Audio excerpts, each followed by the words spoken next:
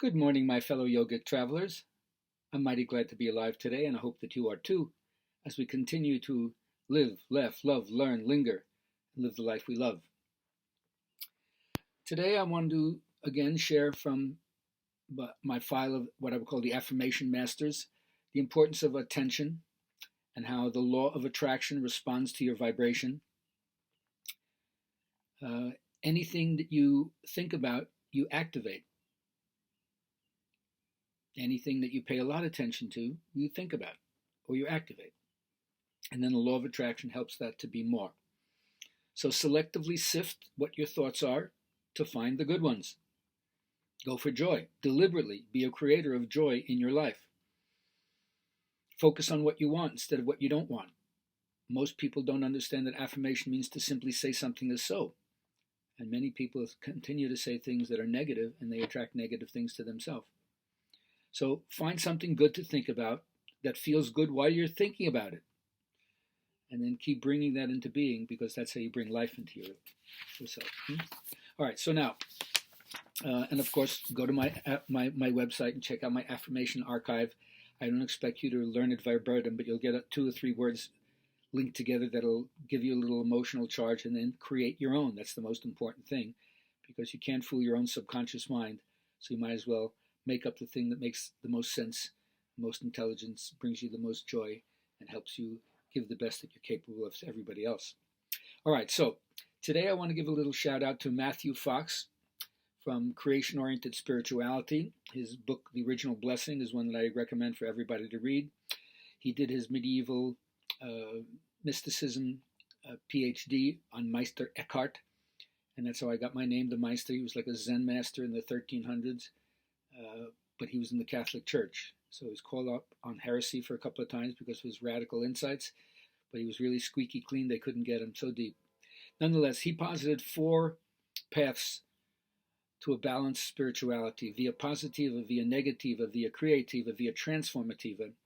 And basically what that means is, in the via positiva, you befriend creation. You say yes. You say yes to everything. You find beauty, you find delight, you find joy, you find celebration. Homo aestheticus, the part of us that likes to make things look beautiful, whether it's adorning your own body or using your words to paint a palette that's sweet and kind, and so forth. Then the second thing is the via negativa. No spirituality can last unless it embraces the fact of suffering. So that's what we would call letting go and embracing the darkness.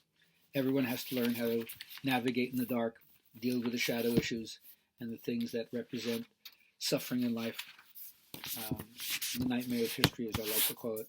We can't get away from it.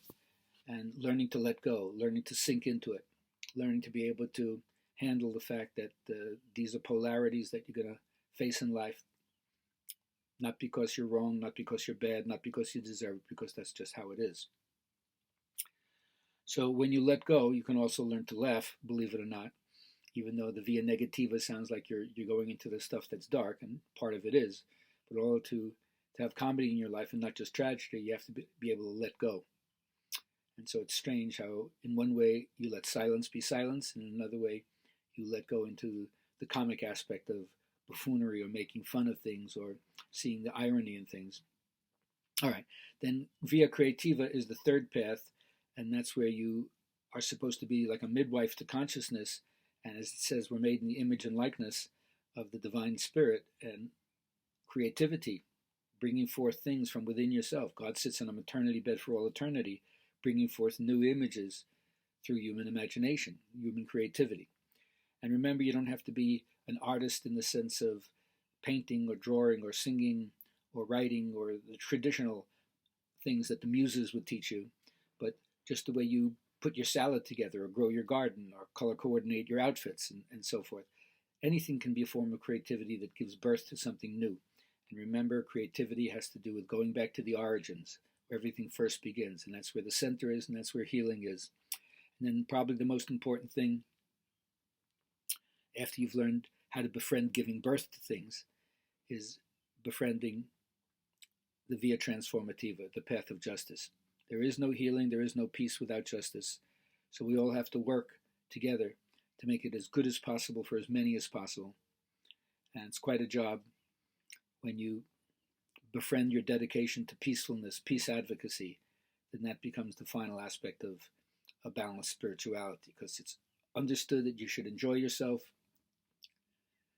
understood that you have to embrace the pain that's there in life, in your own and other people's lives. It's understood that we all have a responsibility to bring forth our own creative spirit, but that's all very, very self-centered in a certain way, until such time as you understand the via transformativa, where we're all here to serve each other, work for the benefit of everybody, and do that as part of your service, part of the gift you have to contribute to everybody and to the world itself. And it's never ending. We always do it so that we can pass on something better to the next generation. So I hope you find your way to do your part.